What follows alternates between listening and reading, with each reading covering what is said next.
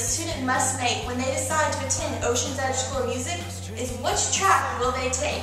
By track, we mean artist track or worship leader track. Today on our video blog, we'll do an overview of both. Enjoy! My name is Jonathan Clark. This is Cameron and Eric. we're here to tell you about artist development at Ocean's Edge School. Basically what happens is I take guys like this who really don't have a place sometimes in full-blown Chris Tomlin-esque worship leading.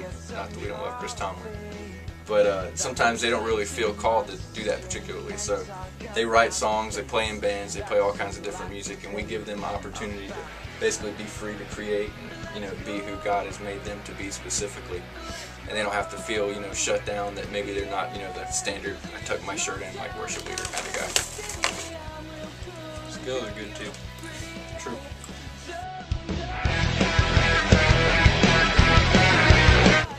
Chose the artist track because I don't know, I like to play music, and so I just wanted to find out a lot of different ways how to do it and how to promote yourself well.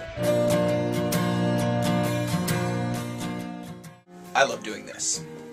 And this isn't so much worship leading, but it's doing awesome stuff like mixing and producing and tracking and helping people make their songs awesome.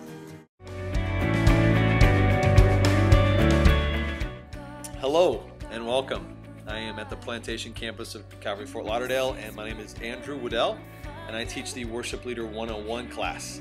If you're going to take that class, you are going to learn what it means to be a worship leader and what it takes as far as a practical skill set to lead a worship team every single week at a church, at a local church. So we're going to talk about discipleship. We're going to talk about personal development. How can you be a better worship leader? We're going to talk about resolving conflict in a biblical way. And we're going to talk about auditions. How do you audition a drummer if you don't play drums? What do you look for? What do you listen for?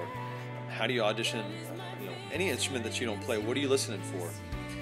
We're going to talk about discipleship and development of your team. We're going to talk about recruiting new musicians. We're going to talk about how to run a rehearsal.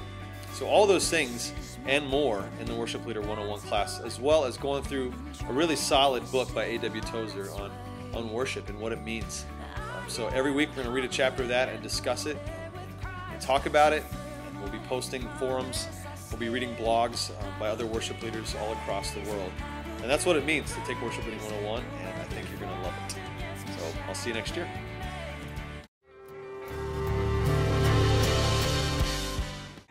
I chose the worship track because I came here wanting to be a worship leader out of school.